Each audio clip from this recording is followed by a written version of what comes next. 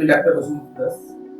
আজকের টপিকে আলোচনা করব থ্যালাসেমিয়ার বাহক কি অ্যাকচুয়ালি রোগী, এর কি কোনো চিকিৎসা আছে, এই বিষয় নিয়ে আজকের টপিকে আলোচনা করব।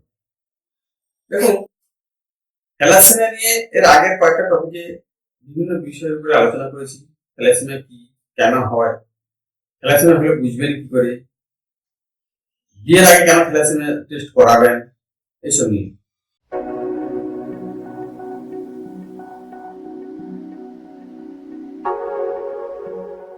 কিন্তু থ্যালাসেমিয়া যে রোগটা যাদের কাছ থেকে আসে, মা বাবার কাছ থেকে, যদি মা বাবা বাহক হয়, মা দুজনই বাহক, সেখান থেকে থ্যালাসেমিয়া শিশু জন্ম নেওয়ার সম্ভাবনা থেকে বেশি থাকে।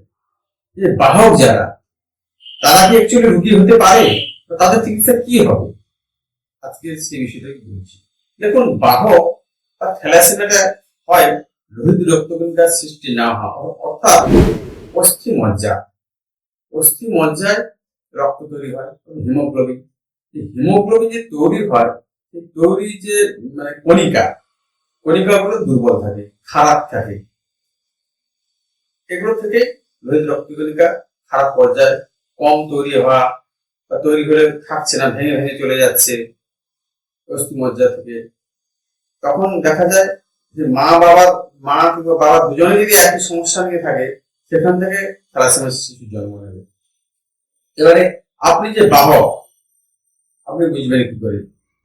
আপনি বুঝবেন তখনই, আপনার বোঝার উপায় হবে তখন যে আপনার কোনো সন্তানের মধ্যে যদি দেখা যায় থ্যালাসেমিয়া রোগটা ধরা পড়েছে, তখনই আপনাকে মা বাবাকে পরীক্ষা করতে হবে যে আপনাদের মধ্যে থ্যালাসেমিয়ার এর প্রবণতাটা কতটা এসেছে।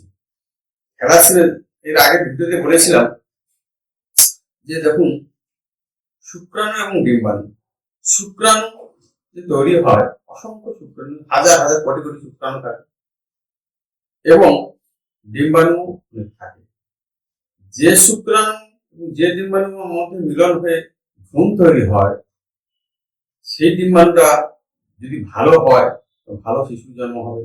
যদি খারাপ থ্যালাসেমিয়া বাহক যে জিন থেকে হিমোগ্লোবিন তৈরি হয়, সেই জিনটা যদি খারাপ জিনের মধ্যে হয়, দেখুন শুক্রাণু, কোন শুক্রাণুটা খারাপ শুক্রাণু মিলন হবে, কি ভালো শুক্রাণুর সঙ্গে ভালো ডিম্বাণু মিলন হবে, এটা কেউ বলতে পারে না।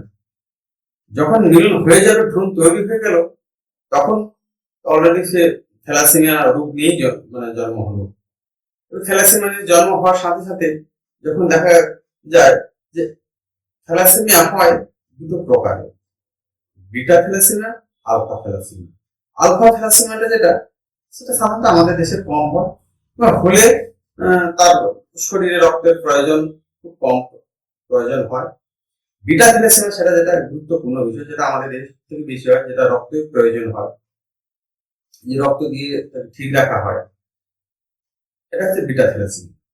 এই বিটা থ্যালাসেমিয়ার প্রভাব যাতে কিভাবে কমাবেন, বা থ্যালাসেমিয়ার প্রভাব কিভাবে কমাবেন, কোনো ওষুধ দিয়ে কোনো কমানো যায় না। থ্যালাসেমিয়া জানেন যে কোনো ওষুধ দিয়ে কমানো যায় না।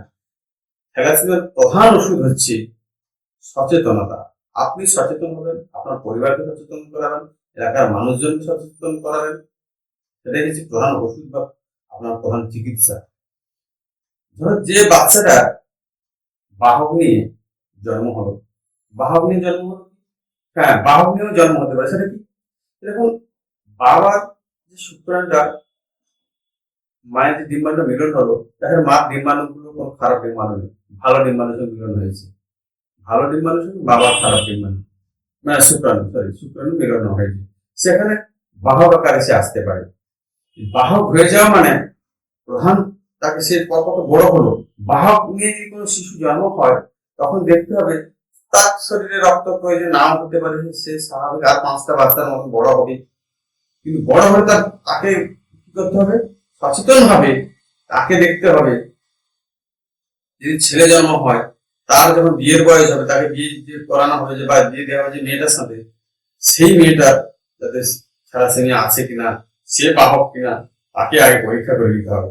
আপনি যদি বাহক থাকা সত্ত্বেও আপনি যদি না পরীক্ষা নিরীক্ষা না করে যদি আপনি বিয়ে দিয়ে দেন, পরবর্তীকালে তাদের মধ্যে যে সন্তান বা সন্ততি জন্ম হবে, এই থ্যালাসেমিয়া আসার প্রবণতা সব থেকে বেশি।